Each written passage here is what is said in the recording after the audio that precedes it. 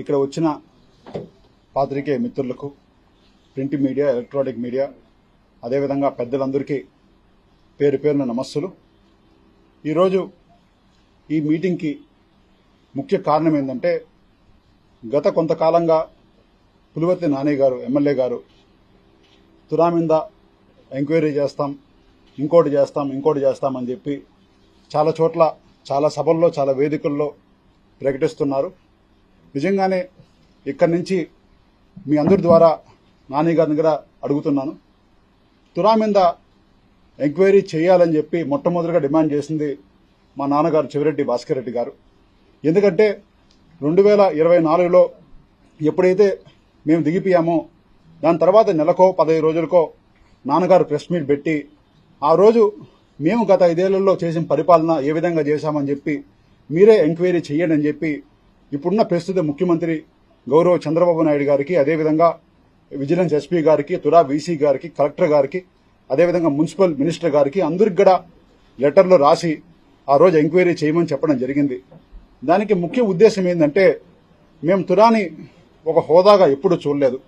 అదొక బాధ్యత, ప్రజలు మనకిచ్చిన బాధ్యత, జగనన్న మనకిచ్చిన బాధ్యత. దాన్ని మనం ఇంకా బాగా చేయాలి, ప్రతి పల్లెని డెవలప్ చేయాలన్న ఒక ఉద్దేశంతో మనం తురాకి సేవ చేయడం జరిగింది. దానికి మీ అందరికీ తెలుసు ఎంత కష్టపడినామో తురాలో అభివృద్ధి చేయడానికి ఏ విధంగా మనందరం కూడా కష్టపడినాం, ఏ విధంగా నాన్నగారు కష్టపడినారో ఇక్కడుండే పెద్దలందరికీ కూడా తెలుసు. అదేవిధంగా తురా ఒకసారి మీరు ఆలోచిస్తే, ఎందుకంటే ఇక్కడ చాలా మంది పెద్దలు పాత్రికేయ మిత్రులు ఉన్నారు, మీ అందరికీ తెలుసు 2006 ముందు నాన్నగారు తురాకు రాకముందు తురా ఎలా ఉండింది. ఆ రోజు ఒకసారి ఆలోచిస్తే ఒక్క తిరుపతి కాన్స్టిట్యున్సీ మరియు ఒక రేణుగుంట తిరుపతి రూరల్, అంటే ఒక నియోజకవర్గం ప్లస్ ఒక 2 మండలాలు తప్ప తురా అనేది ఏమీ లేదు. ఎప్పుడైతే నాన్నగారు 2006 నుంచి 10 వరకు, సుమారు 9 వరకు ఎండింగ్ వరకు, అదేవిధంగా 19 నుంచి 24 వరకు నాన్నగారు నేను ఉన్నప్పుడు సుమారు తురాని 41 మండలము, 41 మండలాలు, 8 తిరుపతి నియోజకవర్గాలు, 1 చిత్తూరు జీడీఎన్లు నియోజకవర్గం, 9 నియోజకవర్గాలకి పరిమితం చేసి ఈరోజు శ్రీకాళహస్తి కావచ్చు, అన్ని కాన్స్టిట్యున్సీలకు కూడా తురా లింక్ చేసి ఈరోజు తురాని ఇంత ప్రతిష్టాత్మకంగా చేయడం జరిగింది. అదేవిధంగా ఒకసారి ఆలోచిస్తే 2014లో చంద్రబాబు నాయుడు గారు ముఖ్యమంత్రిగా అయినప్పుడు తురా టీడీడీ ఎక్స్-అఫీషియో తీసేస్తే, ఆ రోజు మళ్ళీ 2019లో తురా ప్రతిష్ట నిలబడాలి, తురా అంటే ఒక టీటీడీకి కూడా లింక్ ఉండాలని చెప్పి ఆ రోజు ఉద్దేశంతో జగన్ గారిని ముఖ్యమంత్రిగా, ఎక్స్ ముఖ్యమంత్రి గారిని కోరుకొని ఆ రోజు తురాని మళ్ళీ టీటీడీ ఎక్స్ బోర్డు మెంబర్గా మనం చేయడం జరిగింది. ఇవన్నీ కూడా తురా మీద మనం తురాని, అదేవిధంగా ఇక్కడుండే ప్రజల్ని మనం డెవలప్ చేయాలని చెప్పి ఆ రోజు చేయడం జరిగింది. అదేవిధంగా మీకు ఎన్నో అర్బన్ మున్సిపాలిటీలు, అర్బన్ ఒక తురా లాగా వైజాగ్లో కావచ్చు, ప్రతి చోట ఒక అర్బన్ డెవలప్మెంట్ అథారిటీలు ఉన్నాయి. ఏ అర్బన్ డెవలప్మెంట్ అథారిటీలో కూడా ఆల్ పార్టీ మీటింగ్లు అని చెప్పి అన్ని పార్టీని పిలిచి మీటింగ్లు పెట్టే కార్యక్రమం ఎక్కడ జరగదు. ఒక్క తురాలో మాత్రమే ఏదైనా మేజర్ డిసిషన్ తీసుకోవాలన్నా, లేకపోతే అప్పుడప్పుడు డిసిషన్స్ ఏమైనా తీసుకోవాలన్నా అన్ని పార్టీలని, సిపిఐని కావచ్చు, టీడీపీని కావచ్చు, బీజేపీని కావచ్చు, అన్ని పార్టీని పిలిచి ఆ రోజు నిర్ణయాలు తీసుకుంటున్నాము. అంటే ఇంత పారదర్శకంగా తురాని మేము డెవలప్ చేశామని చెప్పుకోవడానికి ఇదొక ఉదాహరణ. అదేవిధంగా ఈ మధ్య కొంతమంది నాయకులు చెప్తున్నారు, తురా ఆదాయం తగ్గిపోయింది, మీరు వచ్చిన తర్వాత తురాని ఏదో చేశామని చెప్తున్నారు. నిజంగా కొన్ని లెక్కలు తురా అఫీషియల్ వెబ్సైట్ నుంచి తీసి మీ అందరి దృష్టికి కూడా, పెద్దల దృష్టికి కూడా ఈరోజు తేవాలనుకుంటున్నాను. ఒక్కసారి మీరు ఆలోచిస్తే, నాన్నగారు తురా చైర్మన్ కాకముందు 2019 ముందు ఏ విధంగా తురా ఉండింది. ఆ రోజు బడ్జెట్ చూస్తే ఒకసారి 2015 నుంచి 16 వరకు తురా బడ్జెట్ 33 కోట్లు, 2016 నుంచి 17 వరకు తురా బడ్జెట్ 26 కోట్లు, 2017, 18, 19 కోట్ల 35 లక్షలు, 19, 20, 29 కోట్లు మాత్రమే. అదే నాన్నగారు ఎప్పుడైతే తురా చైర్మన్గా అయ్యారో ఆ రోజు జగనన్న గారు ఆశీస్సులు కావచ్చు, మన కష్టం కావచ్చు, నిమిషం తురాను డెవలప్ చేయడం కావచ్చు, ఇవన్నిటి ద్వారా మనం చేసింది 2020-21 238 కోట్లు తురా బడ్జెట్, 2021-22 165 కోట్లు, 2022-23 190 కోట్లు, 2023-24 196 కోట్లు, అదే 2024-25 439 కోట్లు. అంటే సగటున 25 నుంచి 30 కోట్ల రూపాయలుండే తురా ఆదాయాన్ని సుమారు 420 కోట్లు మన నాన్న దగ్గర దిగేటప్పటికి మేము దిగేసరికి ఆ రోజు ఆదాయం చేయడం జరిగింది. అంటే ఒక్కసారి పెద్దలు ఆలోచించాలి. ఏ కష్టం చేయకుండా గుమ్మన ఇంట్లో కూర్చుంటేనే లేదంటే తురా ఆఫీస్లో ఊరికే వెళ్ళి వచ్చేస్తే ఈ విధంగా ఆదాయాలు తురాకి పెరుగుతాయా అని చెప్పి పెద్దలు ఆలోచించాలి. మేము ఆ రోజు నాన్నగారి కష్టము నిమిషం నిమిషం తురాను అభివృద్ధి చేయాలని ఒక శ్రమతో ప్రతి పనిని అభివృద్ధి చేయాలి, తురా అనేది ఒక రోల్ మోడల్ చేయాలి, ఒక ప్రతిష్టాత్మకంగా చేయాలని చెప్పి కష్టపడి ఆ రోజు తురా ఆదాయాన్ని పెంచి తురా బడ్జెట్ని పెంచి ఎన్నో కార్యక్రమాలు చేయడం జరిగింది. మీ అందరికీ అందులో భాగంగానే ఈ తురా ఆదాయం కూడా పెద్దలందరికీ తెలుసు. ఎక్కడ తురా ఆదాయం గవర్నమెంట్ నుంచి, సెంట్రల్ గవర్నమెంట్ నుంచి కావచ్చు, స్టేట్ గవర్నమెంట్ నుంచి కాదు, ₹1 కూడా తురాకి డబ్బు రాదు. శాలరీలు ఇవ్వాలన్నా సరే, పెన్షన్లు ఇవ్వాలన్నా సరే, తురాలో ఇంకో కార్యక్రమం చేయాలన్నా ఖచ్చితంగా సొంతంగా తురాని సంపాదించుకోవాలి. అందులో భాగంగా ఆ రోజు నాన్నగారు ఎన్నో కార్యక్రమాలు చేశారు. నాన్నగారు కావచ్చు, మేం కావచ్చు.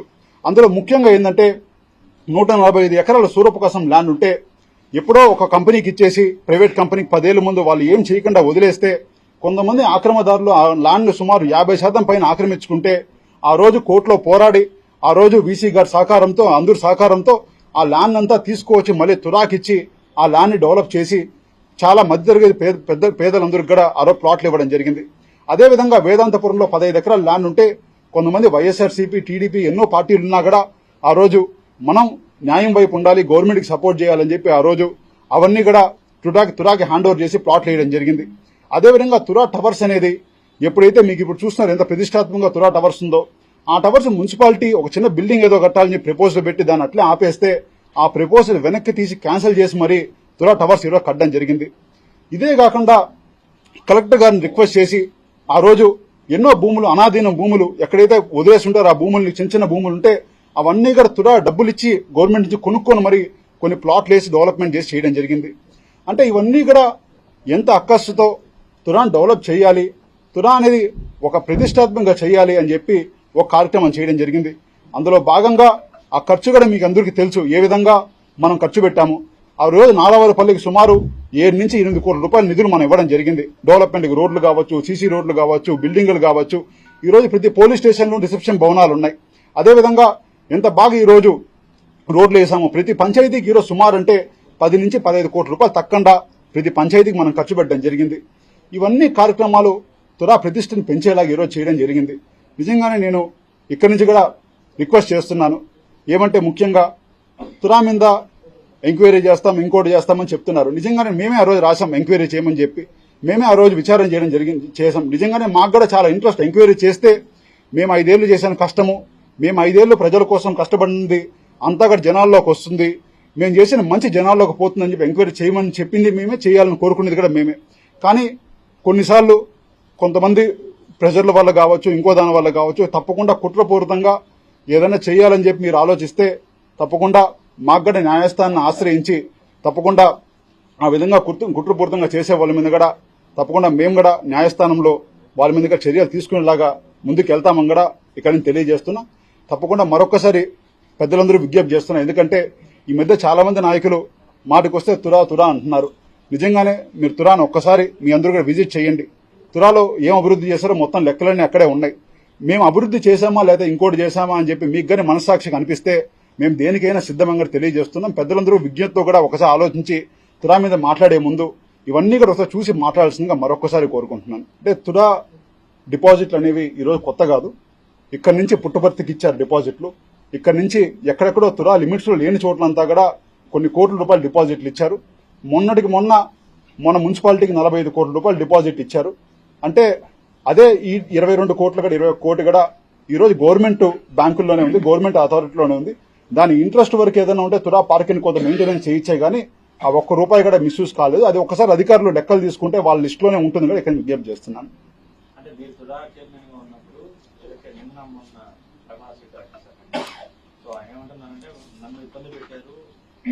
నన్ను చాలా రకాలుగా మా వ్యాపారాల మీద కూడా దాడులు చేశారు, మమ్మల్ని బెదిరించి భయపెట్టారు అంటూ కూడా చాలా హాస్యాలు. అంటే ఆయన ఎవరు ఉద్దేశం చెందారు నాకు తెలియదన్నా, కానీ నాకు తెలిసి అయితే తురాలో ఒక చిన్న అవినీతి మరకలేదు. అది ప్రజలందరికీ తెలుసు. సరే ఈరోజు పదవులు వస్తే కొన్ని మాట్లాడతారు, తప్పదు. మేము కూడా దాన్ని అర్థం చేసుకుంటాం. 200 కోట్లకు పైగా లాభాలు కూడా ప్రస్తుతం 70 కోట్లు నష్టంలో నడుస్తుందని చెప్తున్నారు. వాస్తవం లెక్కలు ఒకసారి చూసి తెలుస్తుంది కదా, 2024-25 400 కోట్ల బడ్జెట్ ఇచ్చారు. అది నష్టాల్లోకి ఎట్టుంటుందో వాళ్ళకే చెప్పాలి. ఈరోజు ఒకసారి తురా లెక్కలు ఒకసారి కూడా వాళ్ళు ఎంక్వైరీ చేసి, అంటే బయట వాళ్ళు ఏదో ఒక మాట చెప్పడం నిజంగా అఫీషియల్ లెక్కలు తీసుకోవచ్చు చెప్తే మేము కూడా దాన్ని హర్షిస్తాం. అంటే విజిలెన్స్ ఎంక్వైరీ మీద పూర్తి స్థాయిలో నమ్మకం ఉందా? అంటే వచ్చే కోర్టు మీద ఖచ్చితంగా అక్రమాలు జరిగిందని చెప్పి ఇప్పటికే ప్రాథమికంగా గుర్తించారు కూడా జరిగింది. అంటే దేని మీద గుర్తించారో కూడా ఒక మాట చెప్పాలి కదండి.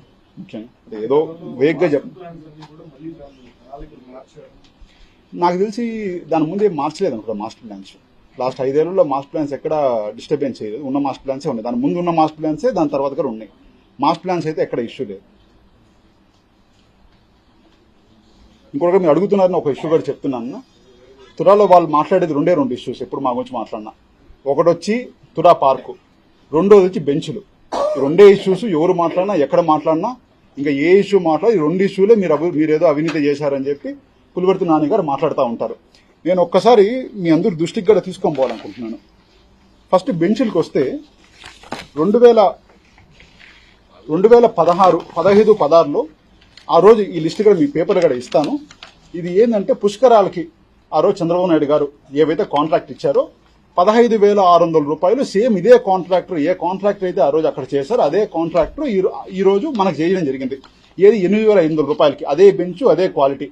అంటే 2015 నుంచి 22 5 ఏళ్ళు దాటితే 50% తగ్గింది వాళ్ళ లెక్క. టీడీపీ గవర్నమెంట్లో వేసిన లెక్క 50% తగ్గింది. దీంట్లో ఏ విధంగా అవినీతి చెప్తారో తెలియడం లేదు నాకు. రెండోది ఏంటంటే ఆ రోజు పుష్కరాల్లో ఊరికి అక్కడ వేసి పెట్టేయడం జరిగింది బెంచ్లు.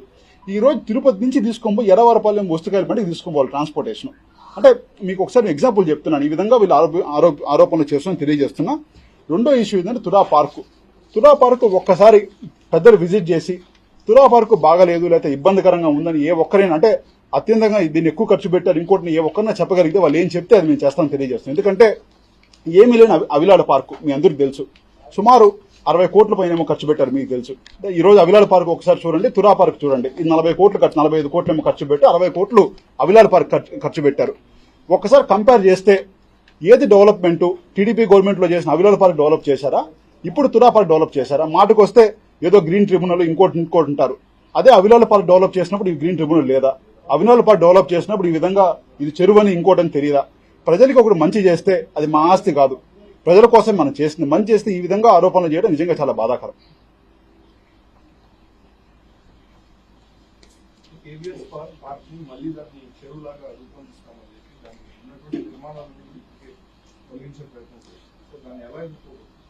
అంటే ఒకటన్నా కేవీఎస్ పార్క్ లో ఎవరైతే ఒక రోజు వాకింగ్ చేస్తారో ఇంకోటి చేస్తారో దీన్ని డిస్టర్బ్ చేస్తారంటే ఏ ఒక్కరు ఒప్పుకోరు. మీరు కావచ్చు ఎవరన్నా కావచ్చు. కేవీఎస్ పార్కు తిరుపతికే కాదు ఒక రాయలసీమలోనే అన్ని జిల్లాల్లో ఈ ఉన్న జిల్లాలన్నింటిలోనూ ఒక అద్భుతమైన పార్కు. ఇలాంటి పార్కుని డిస్టర్బ్ చేయాలని ఒక ఆలోచన వాళ్ళకి ఎందుకు వస్తుందో నాకు అర్థం కావట్లేదు. వాళ్ళు మంచి చేయాలంటే మనం ఒకటి చేసాం, మేము 4 చేస్తాం, పాకాల్లో అంతకన్నా పెద్ద పార్క్ కడతాం మేము, లేదంటే పులివర్తి వారిపల్లిలో ఇంకా 10 రెట్ల పార్క్ కడతాం, లేదంటే 4 పల్లె కడతాం. ఈ విధంగా చెప్పి వాళ్ళు చేయాలి కానీ ఈ విధంగా ఒక అభివృద్ధిని డిస్టర్బ్ చేయడం అనేది మంచిది కాదని నేను తెలియజేస్తున్నాను.